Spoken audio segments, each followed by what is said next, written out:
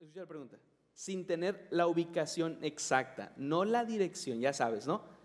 Los que somos más así como que tecnológicos ya no es tanto la dirección. Te mandan la dirección que calle 22 por 42 y 44, número 625, y tú dices, ¿dónde? ¿Tú qué pides? Mándame la ubicación.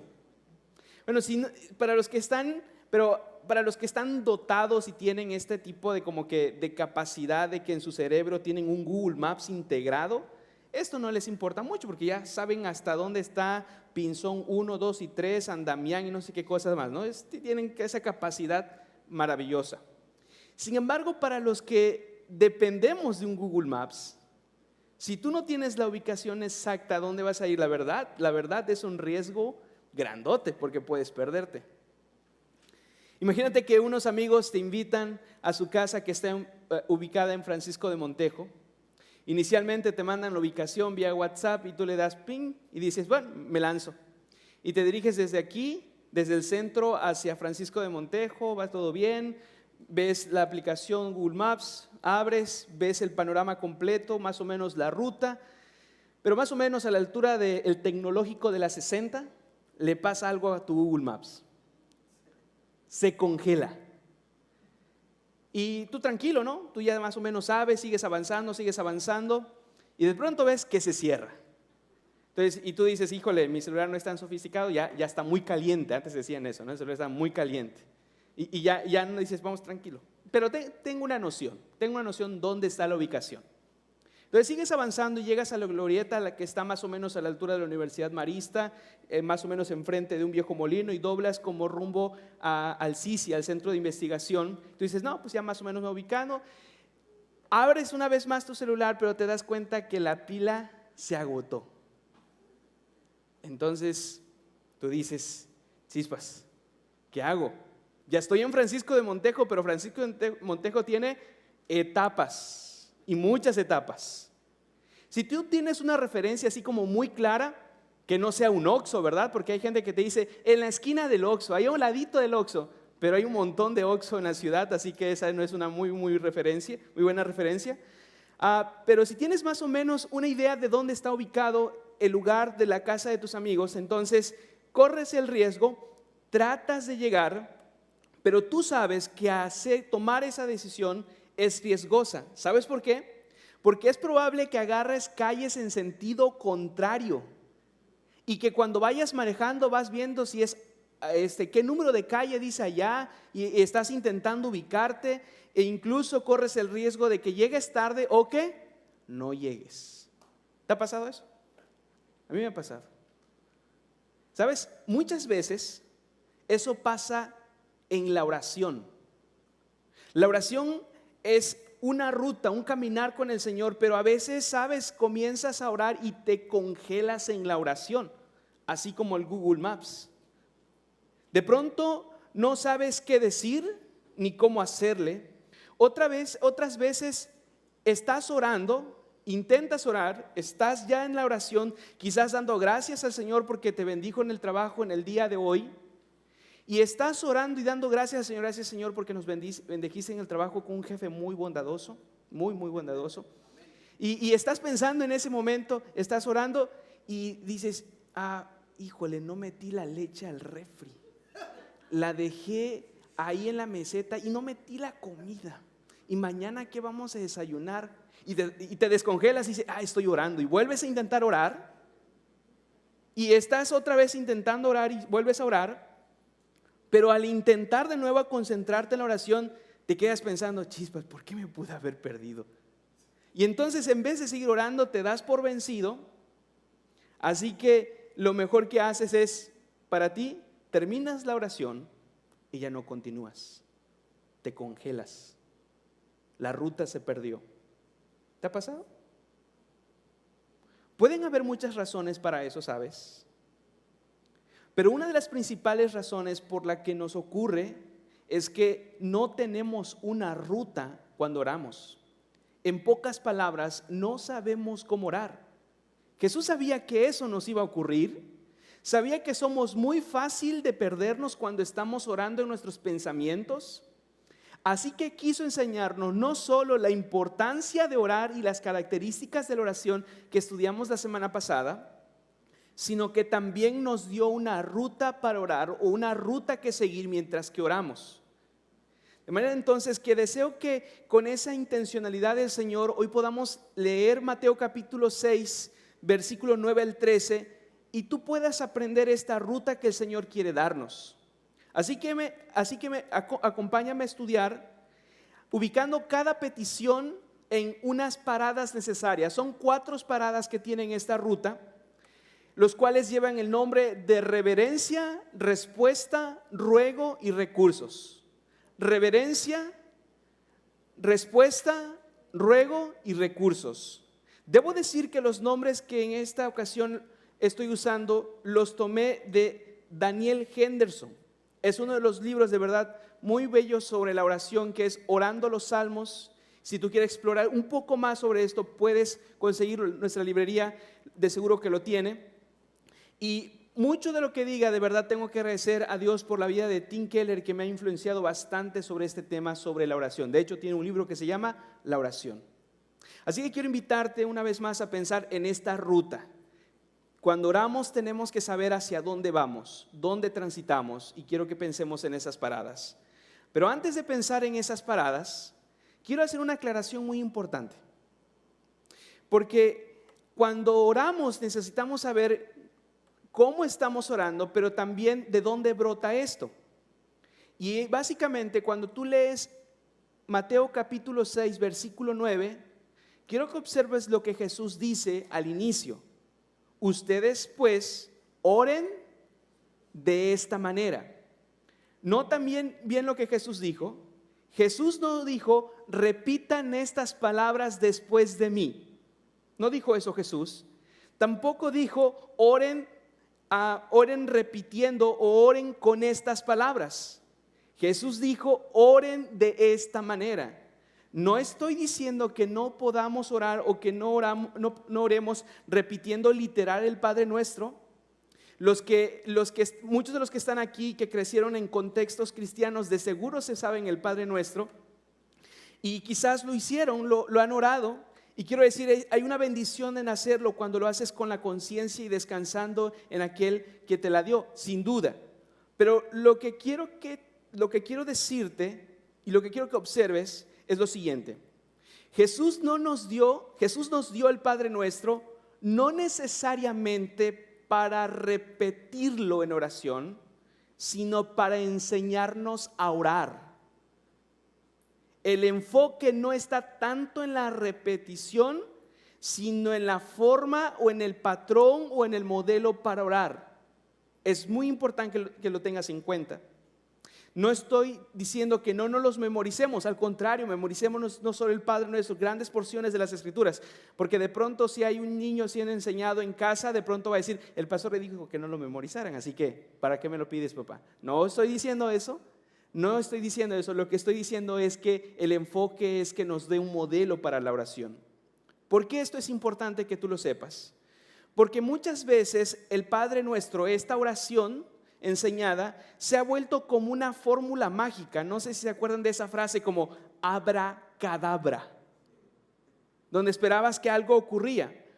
Muchas veces se ve el Padre Nuestro como un amuleto a través del cual tú quieres lograr algo y que cuando lo pronuncias algo ocurre. Te lo dice alguien que cuando tenía miedo y estaba temblando porque tenía pesadillas, empezaba a decir el Padre Nuestro pensando que por decirlo ibas a dejar de tener pesadillas y se te iba a ir el miedo. No estoy diciendo que con fe y con hacerlo de manera reflexiva no tenga valor, pero cuando tú lo haces solamente por repetirlo, sin confiar en aquel que nos los dio, sin ver el enfoque, entonces podrías estar usándolo como un amuleto, como una fórmula mágica, pero no como lo que es. Porque quiero decirte, la eficacia del Padre Nuestro no descansa en la repetición, sino en aquel que la enseñó. Recuerda, la semana pasada decíamos que no es vana palabrería la oración. No estamos diciendo una vez más que no debamos de memorizar esta oración, pero lo que quiero resaltar es que lo que quiero llamar tu atención, que lo que Jesús estaba haciendo es enseñarnos a orar. como un niño que tiene que ser enseñado. Jesús estaba enseñando a sus hermanitos a orar con su Padre. Al tener esto en cuenta, entonces, vamos a ver que el Padre Nuestro es una ruta que nos va a guiar en la oración y que puede ser aplicada a todas las escrituras. Esto es algo maravilloso. ¿Sabes por qué? Porque entonces te vas a dar cuenta que la oración, que la lectura de la Biblia y la oración no son dos cosas paralelas y aisladas, sino que la lectura de la Biblia y la oración son dos piezas que hacen clic y que cuando hacen clic engranan y pueden avanzar y te pueden llevar a buscar al Señor en su presencia. Básicamente, orar el Padre Nuestro es orar la Biblia. Y entonces cuando eso ocurre, tú puedes pensar que estás buscando la voluntad del Señor. Quiero decirte una vez más esto. El problema no está en que ores, sino en cómo oras. Muchas veces estamos orando, pero sabes que muchas veces no tenemos respuestas a la oración, no porque no oremos, sino porque no estamos orando como Dios quiere. Entonces Cristo sabe eso y nos llama a que aprendamos a orar. Y habiendo dicho eso, podemos pensar en la primera parada de esta ruta, y esa es reverencia. ¿Qué es lo primero que haces cuando oras? ¿Qué es lo primero que solemos hacer? Casi siempre confesamos a veces nuestros pecados, otras veces agradecemos sin duda, o exponemos nuestras peticiones. Bueno, aunque Jesús nos enseña que estas peticiones y estas confesiones son parte de la ruta, no debemos de perder de vista, nos enseña Jesús, de la bendición de la reverencia. Mira cómo comienza Jesús el Padre Nuestro una vez más. Si puedes leer conmigo, te lo agradezco. Versículo 9 del capítulo 6 de Mateo. Ustedes pues oren de esta manera: Padre nuestro que estás en los cielos, santificado sea tu nombre. Mira con atención cómo comienza: Padre nuestro. Jesús nos hubiese dicho: ustedes pueden orar, Dios mío, pero quiso que oremos de esta forma, que nos dirijamos a Dios con tanta confianza que lo llamemos Padre. Eso es tan interesante porque sabes, si tú llegas a tu casa y quieres estudiar un poquito más, y te dejo quizás eso como tarea, la primera vez donde comienza a hablarse del Padre es justamente en este sermón del monte que vas desde el capítulo 5, 6 y 7 de Mateo.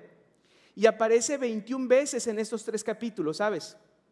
Y de estas 21 veces que aparece, solamente una vez Jesús habla de mi Padre, para distinguir la relación de Él y la de nosotros. Pero todas las veces, siempre las 20 veces que aparece, está hablando Jesús de vuestro Padre, de tu Padre, de nuestro Padre. Eso es tan maravilloso y tan importante, porque lo que Cristo nos quiere comunicar es que cuando las personas vienen a Dios por medio de Él, por medio de Cristo, no se acercan a Dios como huérfanos, como desamparados o como desprotegidos. No, se acercan como hijos. Tener esta convicción debe moldear la forma en la que oramos. Te lo quiero poner de esta forma. En la oración por medio de Jesús, no nos acercamos a un tirano, no nos acercamos a un ogro, nos acercamos a un Padre amoroso que se deleita en escucharte. Eso era casi inimaginable para los judíos. ¿Sabes por qué? Porque los judíos tenían tan en alto la trascendencia de Dios que ni siquiera se atrevían a pronunciar el nombre de Dios. Eso era inimaginable entonces, pero Jesús estaba enseñando a sus discípulos que podrían hablar con Dios, a Dios, con tanta confianza, con tanta familiaridad, que podrían decir Padre. Y la traducción puede ser papá, papito. Y eso, cuando lo entiendes de una manera profunda, es bastante alentador en la oración. ¿Sabes por qué? Tienen que leer, dar ese ejemplo. El único que te puede despertar a las 3 de la mañana y no negarte es tu hijo. te lo dice alguien que tiene un hijo de 1 año y 10 meses y a las 3 de la mañana se levanta. Y puedo yo estar muy cansado, pero no me voy a negar a su grito porque es mi hijo. Eso quiere Cristo. Ese es el Padre que te ofrece Cristo. No tienes que agendar una cita. No tienes que hacer largas filas.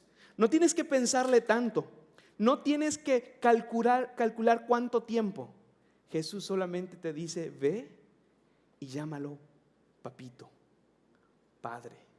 ¿Cuánta carga de convicción genera esto cuando te das cuenta que puedes entrar ahí? Date cuenta entonces. El Padre es alguien accesible, al que te puedes acercar con tanta familiaridad, pero también es alguien digno de ser reverenciado. A veces pensamos que la confianza y el respeto no se llevan. Como que si yo tengo confianza, no te puedo respetar. Y si te respeto, no te puedo tener confianza. Eso es algo que está en nuestros aires culturales y de los que compramos muy comúnmente. Pero Jesús nos enseña algo contrario a eso. ¿Sabes por qué? Te lo voy a poner de esta forma. La confianza no elimina la reverencia y la reverencia no disminuye la confianza. Mi hijo puede tener tanta confianza de llamarme papá y de que yo juegue con él y de que se me sube arriba y que yo pueda estar ahí en el piso corriendo con él, pero él sigue teniendo reverencia en el sentido de respeto.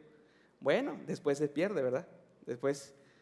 Pero lo que intento decirte es que Jesús te enseña, puedes tratar al Padre, a tu Padre Celestial, con tanta confianza que podemos decirle papito. Pero eso no disminuye el sentido de asombro por su majestad y el temor reverente por su santidad. No lo disminuye. Jesús no quiere que olvidemos que cuando oramos nos acercamos ante alguien majestuoso. Por eso Jesús sigue en la oración enseñada en Mateo capítulo 6, versículo 9. Nota cómo continúa Cristo. ¿Puedes seguirme? Padre nuestro que estás. Nota. No es uno que se cansa, no es uno que apenas si puede dormir quizás sus 6 horas y si no las duerme está dormitando. No es alguien que tiene que dormir por las noches, no es alguien que gobierna un municipio, una comisaría, un estado o un país. Es alguien que está por encima de todo. Ese es el tamaño de tu papito. Y entonces Jesús nos está enseñando que la oración debe ser una oportunidad para profundizar en el carácter del Padre. La oración es como que te tires a un clavado para empezar a bucear en el océano maravilloso e inmenso del carácter del Dios Trino. Y entonces ve esto lo que Jesús dice. Puedes seguir conmigo en la lectura. Padre nuestro que estás en los cielos, santificado sea tu nombre. Santificar el nombre de Dios no es hacer santo el nombre de Dios, es decir, Dios ya es santo, sino lo que Jesús nos está enseñando es que cuando vayamos al Padre lo tratemos como santo. ¿Sabes qué significa que sea santo? Significa que Él está apartado. Él está apartado ¿en qué sentido? Apartado en relación al pecado, en el sentido de que no es como nosotros de pecador. Sus pensamientos, sus deseos y su voluntad es limpia, pura, bellísima, mientras que los nuestros, hasta en nuestros pensamientos, estamos pensando mal del prójimo. Ser apartado significa también que Él está apartado de nuestra existencia, en el sentido de que Él existe muy por encima de nuestra existencia, de tal forma que Él es incomprensible, es más grande de lo que imaginamos. En ese sentido, Jesús, mira, cuando tú ores, date cuenta que aquel que te acerca no es como tú, es tan majestuoso, tan grande, pero con todo eso puedes decirle, papito. Y sin embargo, ¿sabes? A pesar de esa grandeza del Padre que está en los cielos a través de Cristo, muchas veces ignoramos a Dios, lo rechazamos. No queremos mucho de Él, para ser sincero. A veces Dios se nos hace extraño y aburrido poco apetecible. En ocasiones tratamos a Dios como un objeto para un fin, pero no como un fin, como si Él fuera una lámpara de Aladino donde le frotas por medio de la oración y con el objetivo de que tú alcances tus peticiones en términos de capricho. A veces tratamos a Dios así, en miniatura, que casi le decimos Diosito. No es nada de Diosito, es un Dios majestuoso. Quizás dirías, ¿a poco, Eddie? ¿A poco eso yo hago? Yo no hago eso. Permíteme decírtelo de esta forma. Muchas veces estamos tan urgidos y tan asombrados por nuestras necesidades que por aquel que puede suplirlas. Tus preocupaciones son del peso que te agobian y caen sobre ti. Tus problemas son tan grandes para ti y tus aflicciones son inimaginables para ti que terminan eclipsando la grandeza de Dios en la oración. Y justo por eso, cuando el dinero no alcanza para la quincena, estamos preocupados. Cuando nos enfermamos, sentimos que no vamos a poder vivir con esa enfermedad. Cuando los problemas se asoman en el hogar, nos desesperamos y perdemos la esperanza. Cuando alguien muere cercano a nosotros, a quien amamos, sentimos que no podremos vivir con ese dolor. ¿Sabes por qué? Porque olvidamos la grandeza de aquel que podemos llamar Padre. Y eso elimina la reverencia en la oración. Tienes tanta prisa de ponerle a Dios tus peticiones que a veces no tienes ni tiempo para reconocerlo quién es Él. Date cuenta entonces lo que dice Jesús. Te lo voy a poner de esta forma. La confianza hacia el Padre no elimina la reverencia al Padre. Lo que elimina la reverencia al Padre es la idolatría, aquello que te asombra más que el Padre. Eso es lo que elimina la reverencia al Señor. No oras con reverencia, no solo a veces porque no conozcamos a quién oramos, sino porque tus ojos están más asombrados que por aquel que estás orando. Jesús nos enseña a no perder de vista que en el centro de nuestros diálogos con Dios, en el centro de esta conversación, no somos nosotros, no son nuestras peticiones, es nuestro Padre santo y sublime. Entonces, cuando esto ocurre, puedes pensar en reverencia, y te lo voy a poner de esta forma. La oración requiere de reverencia, mirar hacia arriba y reconocer que el que está en el cielo es más grande, más deseable y más bello que todo lo que puede existir. Cuando eso ocurre, cuando tu corazón ve a este Padre mayor, mejor que todo lo que tú puedas obtener en esta vida, entonces tu vida, tu corazón, haya un descanso que solamente Jesús puede darte. Y ocurre algo maravilloso. Hay una carga de su presencia buena en tu vida. Y entonces entiendes qué es estar en su presencia. Pero quizás tú te preguntes, ¿pero cómo le hago con eso? ¿Cómo le hago para no perderme y estar pensando en otras cosas cuando estoy orando? Bueno, combina tu lectura de Biblia y la oración. Súmalas. No las separes. Antes de comenzar a orar, quiero que te respondas estas preguntas. Y creo que esto puede cultivar la oración. Siguiente, cabina. Agarras el texto, lees lo que te corresponde y te preguntas esto. ¿Qué dice el texto sobre quién es Dios? ¿Él es santo? ¿Él es perfecto? ¿Él es justo? ¿Él es verdadero? Él es bueno, Él es bello, es bondadoso. Si carecieras incluso de cuál es el carácter de Dios, este que te recomiendo al final tiene una sección justa de atributos que es bastante útil. La segunda pregunta que puedes responderte es: ¿qué dice el texto sobre lo que hace Dios? Él provee, Él salva, Él rescata, Él perdona, Él cuida, Él atiende. ¿Qué hace el Padre en este texto? Y terminas preguntándote, ¿cómo puedes honrarle? Entonces, ¿qué haces? Piensa en lo que estamos hablando ahorita. Si el texto te dice que el Padre es santo, entonces básicamente alábalo por su santidad. Dile, Padre, tú eres inmensamente más grande de lo que imagino. Estás apartado del pecado, estás apartado de nosotros en cuanto a tu existencia, y sin embargo puedo decirte, Padre, gracias por ser mi Padre, gracias por proveer y por cuidarme. ¿Te das cuenta? No es algo que cueste, es algo que te entrenes. La oración sí es una lucha, pero una lucha en la que tú te entrenas continuamente. Cultiva la reverencia, no te apures, pasa por esta parada. Eso nos lleva a pensar en la segunda parada de la oración, y esa es respuesta. Reconocer la grandeza del Padre conduce a un sentido de pequeñez. Si has estado observando el mapita que está en tu pantalla, tú puedes darte cuenta que cada ubicación tiene flechitas.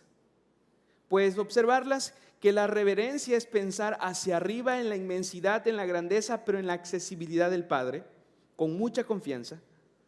Pero cuando tú respondes, tienes que mirar hacia abajo. ¿Sabes por qué? Porque cuando reconoces la grandeza del Padre, experimentas un sentido de pequeñez, como cuando tú ves un cielo estrellado sin luces y ves ese cielo tan infinito y tú te sientes tan chiquito. Cuando experimentas esta grandeza del Señor, entonces tú respondes. Haces entonces de la oración no solo una oportunidad para alabar a Dios, sino también para que reconozca quién eres y qué tienes que hacer ante este Dios tan alto y sublime, pero accesible.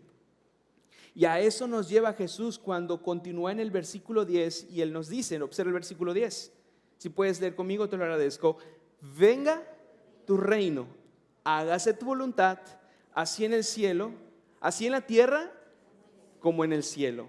Nota, hay dos peticiones que están conectadas: que el reino de Dios, el cual es su gobierno, sea visible. Y ese gobierno se hace visible a medida que más personas se están sometiendo a Cristo voluntariamente y se deleitan en obediencia al Padre. Pero quiero decirte, Jesús sabe que en nuestro ADN espiritual está resistir la voluntad del Rey. Te lo voy a poner de esta forma. Desde el Edén, el enemigo nos ha hecho creer que la obediencia al Padre nos roba el gozo de la vida. En términos culturales, básicamente, se nos ha hecho creer que la obediencia restringe nuestra libertad. Eso es lo que respiramos, es lo que se nos dice. Y lamentablemente es lo que creemos. Muchas veces nosotros somos como los niños en obediencia al Padre. ¿Sabes cómo? Obedecemos porque queremos que Dios nos dé algo a cambio de nuestra obediencia. Entonces asisto a la iglesia de Antioquía, asisto a mis grupos pequeños, hago esto, hago lo otro, porque lo que tú quieres es que básicamente es hacer un trueque con Dios, condicionando su bendición por tu obediencia. Eso hacen los niños. Otras ocasiones obedecemos porque tenemos miedo a Dios. No un miedo santo, sino más bien un miedo de que lo que me está motivando es más su ira y no necesariamente su amor. Y cuando lo que te motiva es la ira de Dios, como un padre, piénsalo, si un hijo obedece a su padre solamente porque tiene miedo, porque ve su carácter y su cara enojado, lo que vas a hacer es que ese hijo obedezca simplemente por obligación y no por deleite. Muchas veces somos así y Jesús sabe eso. Nota, no es así en el cielo. Ahí voluntariamente los ángeles y los que murieron en Cristo viven con el Padre y se disponen a cumplir los deseos y las órdenes de Dios. Se deleitan en obedecer. Jesús está diciendo, oye, cuando ores, pide que esa clase de obediencia que ya está en el cielo, ese sometimiento sea visible en tu vida y que tu vida pueda evidenciar que te deleitas en obediencia ante Él. Pero debido a que nos cuesta, Debido a que a veces no queremos obedecer y de verdad está en nuestro ADN espiritual ir en contra, remar contra Dios, Jesús nos enseña que debemos de confesar. Nota el versículo 12, nota lo que Jesús dice, versículo 12, lo tienes conmigo, puedes leerlo. Y perdona nuestras deudas, como también nosotros hemos perdonado a nuestros deudores. Si nos acercamos al Padre sin un peso de nuestro pecado, significa que no tenemos un sentido real de quienes somos sin Cristo. Si tú no vas ante el Padre con una conciencia y convicción de qué tan pecador somos, entonces no saborearás la gracia maravillosa del Señor. Porque como Lutero decía, hasta que el pecado no te sepa amargo, la gracia no será tan dulce como la miel. A veces nuestras confesiones, ¿sabes?, son tan superficiales que son casi dominicales. Señor, perdóname por los pecados de toda la semana. A veces son tan superficiales nuestros pecados que básicamente nos acostumbramos a repetir esta frase literalmente: perdónanos, perdona Señor mi pecado de hoy, perdona Señor mi pecado de hace rato. Pero quiero decirte, el pecado tiene nombre. El pecado se llama desobediencia, el pecado se llama orgullo, el pecado se llama lujuria, el pecado se llama pornografía, el pecado se llama chisme, el pecado se llama envidia. No puedes evitar nombrar eso, porque cuando lo haces, el peso del pecado, pero también la gracia de ti está cerca. Otras veces, ¿sabes?, vamos no tanto con un peso del pecado, sino vamos con un peso más bien de conmiseración. Empiezas a pensar que tu pasado y tu pecado es tan grande, que es imposible que Dios te perdone. Y sabes, terminas victimizándote y dices, no, Dios no me va a perdonar. Una vez más, a veces vamos con una perspectiva de gracia barata. Nos acostumbramos a pedir perdón para que al ratito hagas lo mismo sin mostrar un genuino cambio por el perdón que Dios te da. Cuando la grandeza del carácter de Dios cae sobre ti, no intentas confesar superficialmente, no intentas victimizarte y pensar que no hay perdón para ti, ni intentas abusar del perdón de Dios.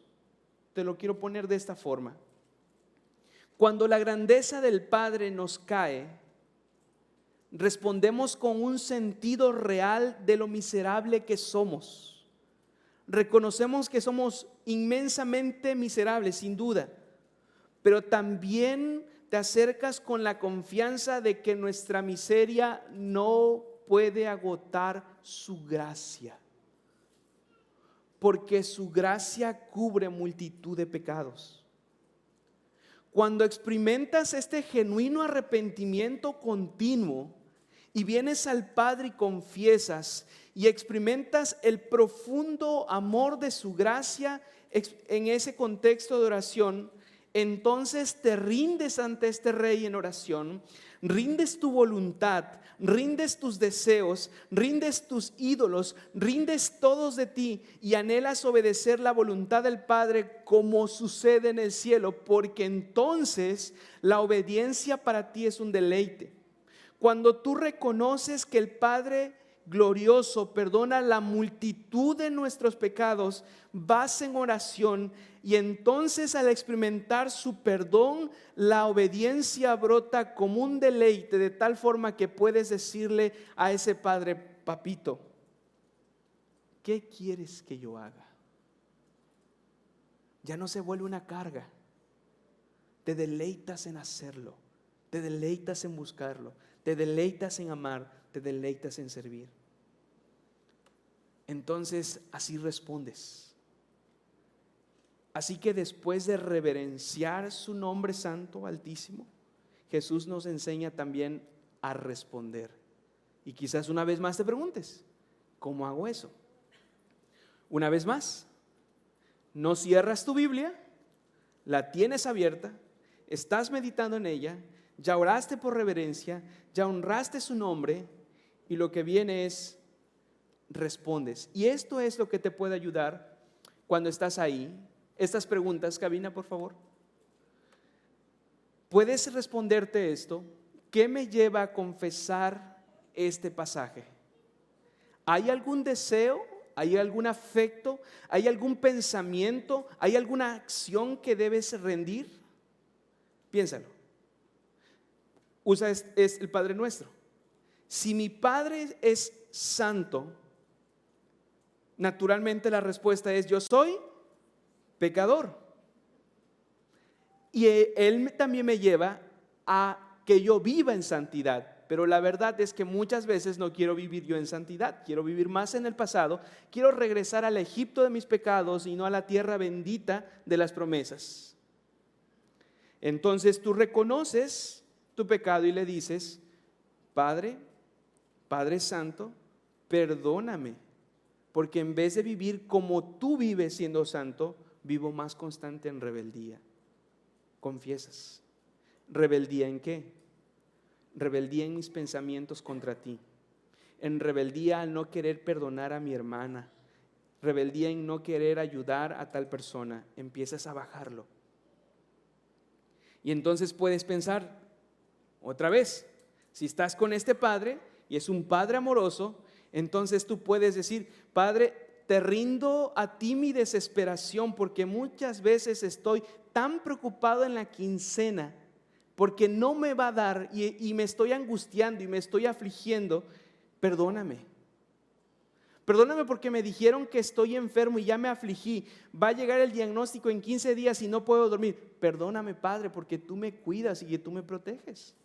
Eso es orar. ¿Sabes? Cuando tú haces eso, ocurre algo maravilloso. Y te lo voy a poner de esta forma.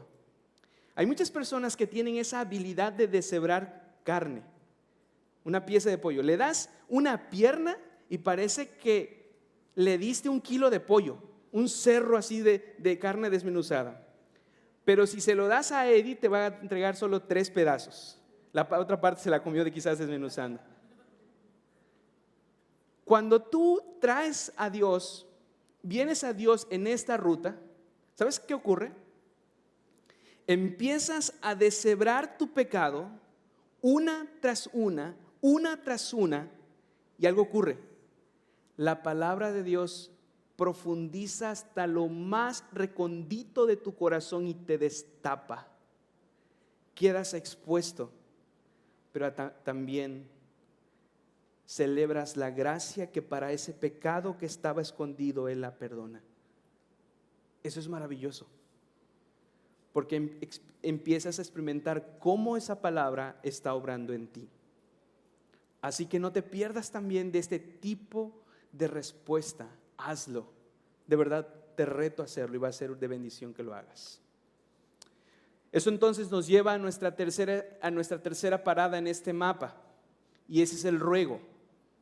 Al escuchar casi estas 2 paradas entre la reverencia que nos lleva a mirar hacia arriba, entre la respuesta que nos hace mirar hacia abajo al humillarnos, el ruego parece ser como que no tiene lugar. Decir, ¿y dónde quedan mis peticiones? Como que ya no hay lugar para las peticiones. No necesariamente, te lo quiero decir de esta forma.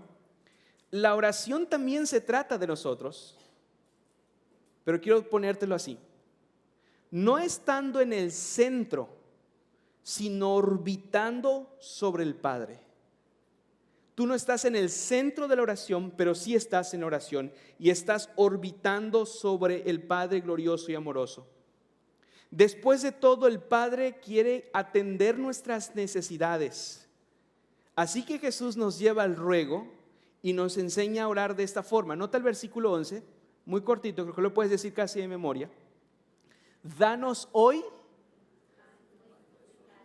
una vez más, danos hoy el pan nuestro. Y tú casi podrías decir: oye, no tardes mucho aquí, tengo prisa.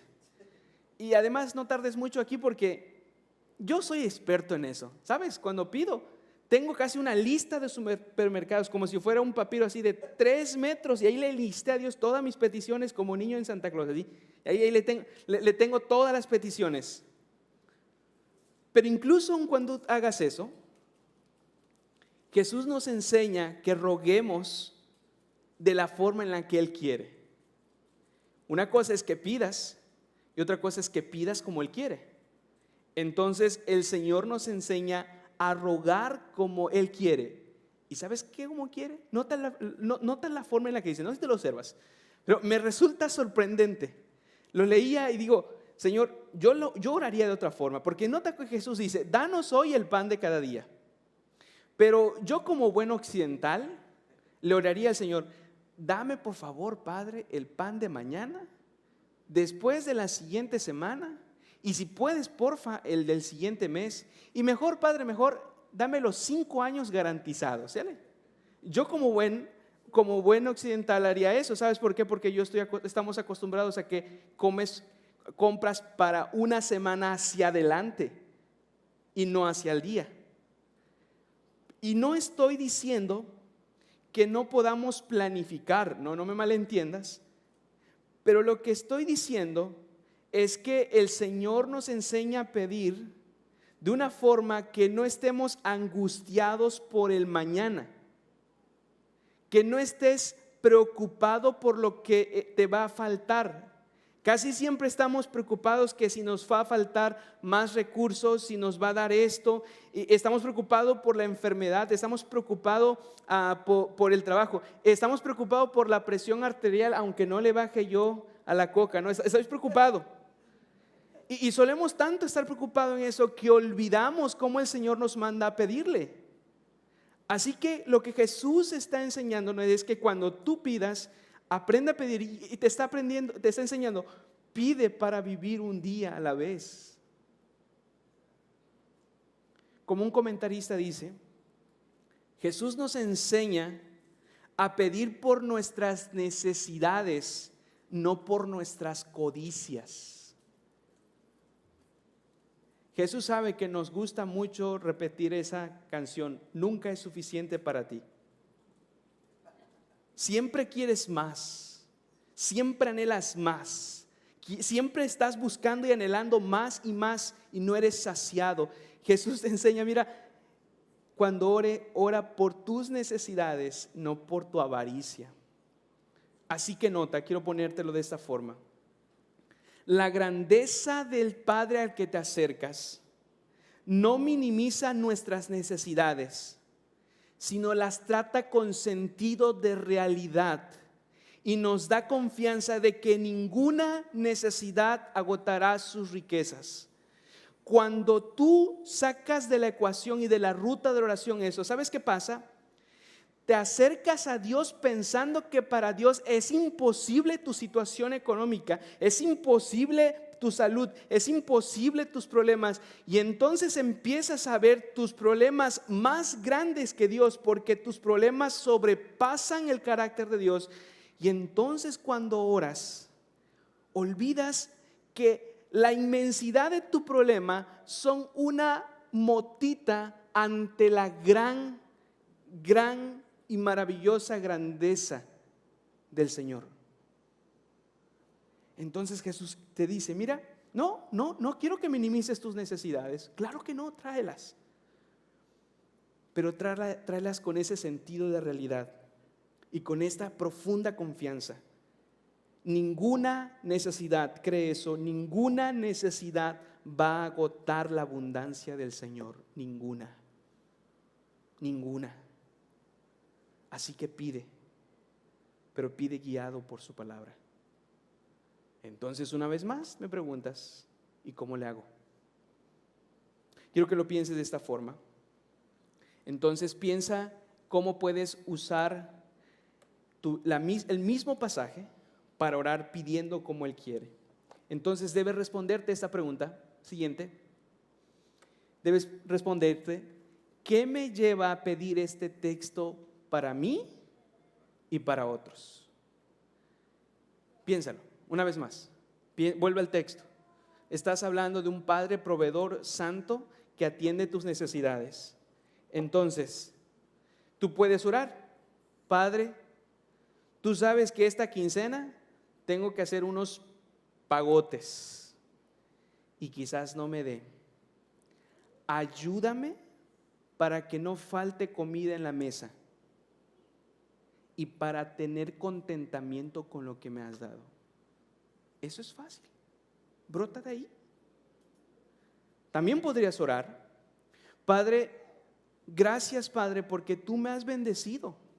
No tengo que preocuparme por la quincena, la verdad, pero ayúdame a bendecir a otros que están pasando por necesidad, porque tú puedes ser a través de mí la mano misericordiosa para el que está a mi lado. Pon en mí el deseo de ayudar. Estás pidiendo, pero ¿te das cuenta? Tus peticiones empiezan a ser más guiadas. Tenemos más confianza de que seremos respondidos por Dios cuando dejamos que sus mismas palabras nos guíen a orar. De lo contrario, tus oraciones van a estar más centradas en ti, en tu egoísmo, y menos en Dios y en el bien que Dios quiere para ti. Una vez más te lo digo, el problema no está tanto en que pidas, sino en lo que pides y cómo lo pides.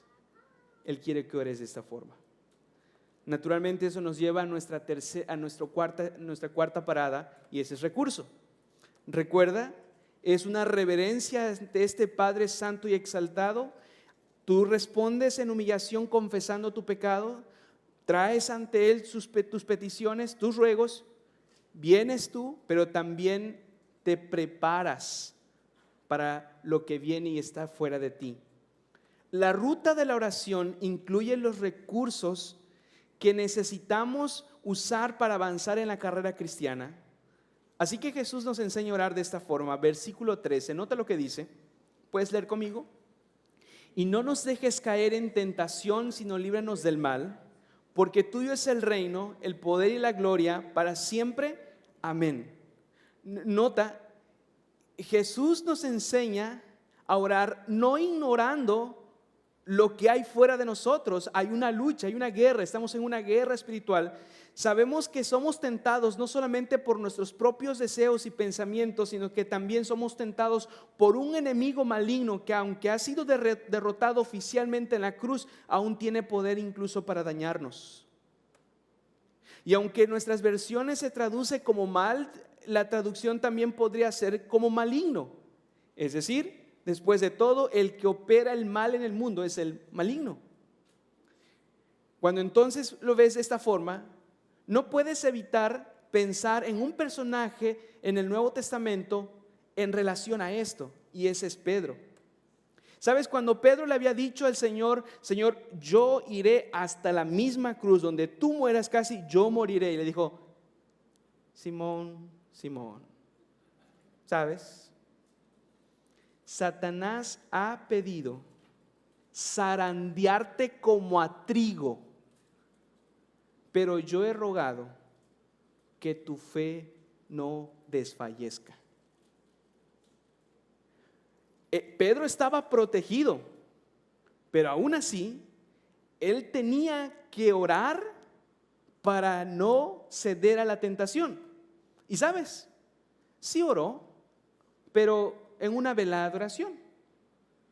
Jesús se lo llevó a orar y les dijo: oren para que no caigan en tentación. Solo que Jesús estaba orando de rodillas y Pedro estaba orando quizás acostado. Entonces le volvió a decir: oye, oren para que no caigan en tentación. Y Pedro dijo: esta velada de oración como que está mejor, Señor. Acto seguido, Pedro quiso derrotar a un ejército romano con una espadita cortándole la hoja, es el mochorejas, ¿no?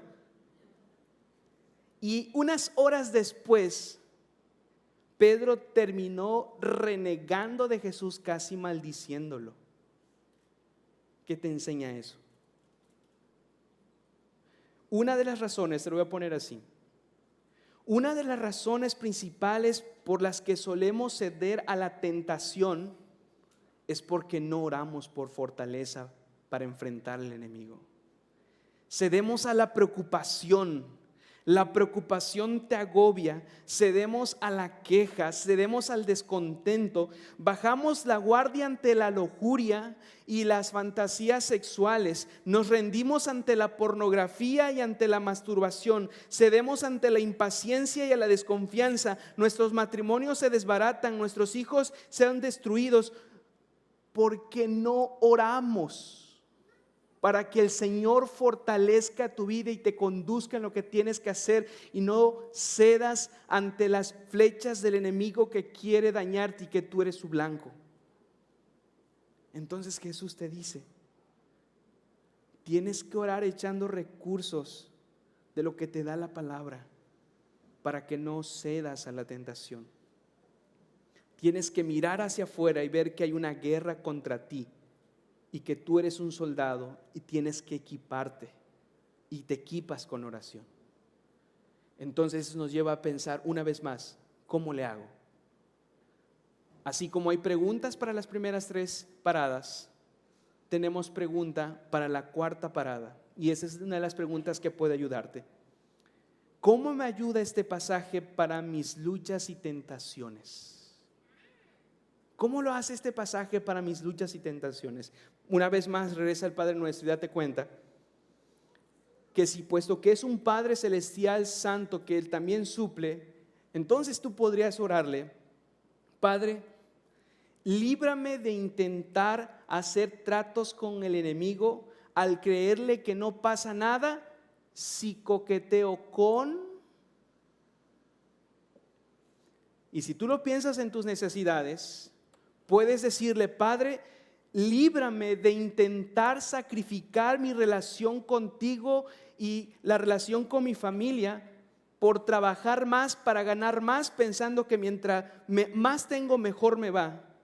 Porque recuérdame que tú proveerás. No me has dejado todos estos años atrás y no me dejarás ahora.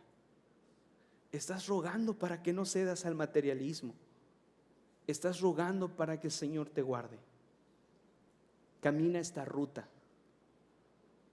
Y a medida que transites, estoy convencido que el Señor te llevará a una renovación en la oración. Y cuando tú estés caminando en esta ruta de reverencia, de respuesta, de ruego y de recursos, puedo yo señalarte y decirte, el Señor hará cosas inimaginables en tu vida y en la vida de la iglesia. Porque estoy convencido que Dios ha planeado hacer algunas cosas solo con oración. Y hay otras que no sucederán sin oración. Tienes que orar. Y ha habido un peso en mi corazón de decir, no podemos salir de aquí sin que nosotros oremos con esto. Y quiero llevarte un ejemplo, ¿sabes? Si tu estómago te está diciendo algo ahorita que ya es tiempo, dile, aguántame un tantito. Y quiero llevarte al Salmo 1 y quiero que aprendas esto. Nota lo que te dice el Salmo 1 y quiero que podamos aplicar esta ruta de reverencia, de respuesta, de ruego y de recursos. Si tienes el Salmo 1, acompáñame entonces a leerlo. Cuán bienaventurado es el hombre que no anda en el consejo de los impíos, ni se detiene en el camino de los pecadores, ni se sienta en la silla de escarnecedores, sino que en la ley del Señor está su deleite. En su ley medita de día y de noche. Será como árbol plantado junto a las corrientes de agua, que da su fruto a su tiempo y su hoja no se marchita. En todo lo que hace prospera. No así a los impíos, que son como paja que se lleva el viento. Por tanto no se sostendrán los impíos en el juicio, ni los pecadores en la congregación de los justos. Porque el Señor conoce el camino de los justos, pero el camino de los impíos perecerá. ¿Qué haces con ese salmo? Puedes aplicar el mapa, puedes aplicar, la ruta. y piensa muy sencillo. Recuérdate cuál es la primera parada. ¿Qué dice el texto sobre quién es Dios? ¿Qué dice el texto sobre lo que hace Dios y cómo puedes honrarle? Te voy a dar un ejemplo, el Salmo 1, nota este ejemplo. Dios es fuente de deleite. Nota el versículo 2, en la ley del Señor está su deleite del justo. Entonces, si la ley de Dios, si la palabra de Dios es deleite, entonces Dios es fuente de deleite. El contraste es contra el injusto, entonces Dios es justo. Entonces, básicamente lo que tú puedes hacer es, te alabo, Señor, porque tú eres fuente suprema de gozo. Mi familia es hermosa, los recursos económicos nos pueden ayudar a vivir. El éxito profesional también es una bendición, pero nada de eso puede saciar mi corazón porque tú estás muy por encima de ellos y tú eres mi fuente de gozo. Estás alabando. Puedes hacer eso, lo puedes hacer. Ahora quiero que pienses en respuesta. Nota, ¿qué haces en respuesta? Tú te preguntas, ¿qué me lleva a confesar este pasaje? ¿Hay alguna acción, algún afecto, un deseo, algo que este pasaje me llama a cambiar? Entonces, tú te puedes dar cuenta y podemos aplicarlo al Salmo 1. Nota lo que nos dice. Date cuenta que este salmista se deleita en la ley del Señor.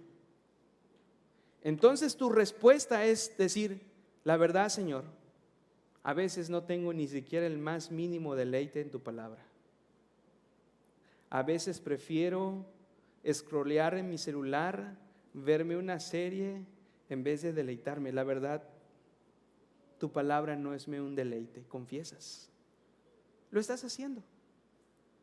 Así que observa, ya reverenciaste, ya respondiste.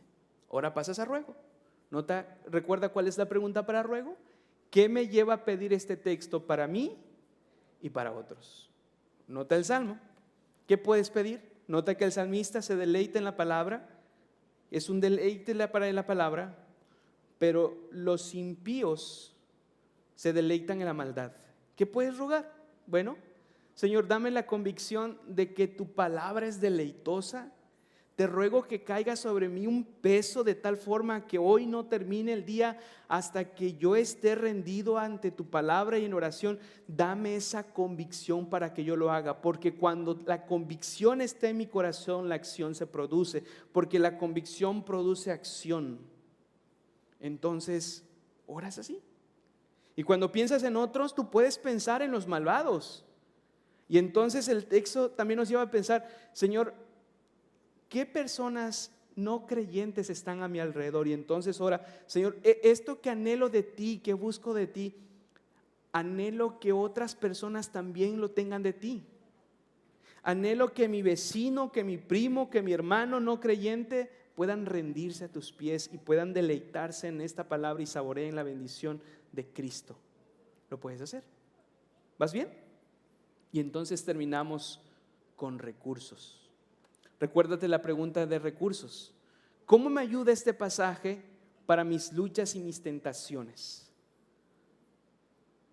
Entonces, quiero que pienses de esta forma. Siguiente. Cuando sea tentado a buscar el gozo que tú me das en mi familia, en el éxito profesional, en los recursos, en el estatus económico, cuando yo piense que eso es mejor que tú, Señor, guárdame. Porque muchas veces no estoy asombrado por ti, porque estoy asombrado por lo que me das. Estás rogando que no cedas a la tentación. Cuando tú seas tentado a dejar de la palabra, cuando tú has dedicado ese tiempo para leer la palabra, pero te ves tentado porque tienes tu celular y tienes la Biblia y tú dices, chispas, 30 minutos de Facebook, de Instagram, de X, o voy a la Biblia, pero es que la Biblia como que no tiene estas animaciones. Señor, guárdame de no ceder a eso, guárdame y recordar que yo venga y pruebe la bondad en tu palabra y yo me deleite. Estás pidiendo por ruego. Cuando vas combinando estas, la oración se vuelve un deleite. Y antes de que vayamos ahí oremos, yo quiero añadir algo que para mí ha sido impactante. No sé si lo sepas, Pero el 2020 al 2022 fueron las etapas más difíciles para mí. Un 1 de agosto falleció mi hermano mayor, tú sabes, somos 9, falleció el número 8 en pandemia.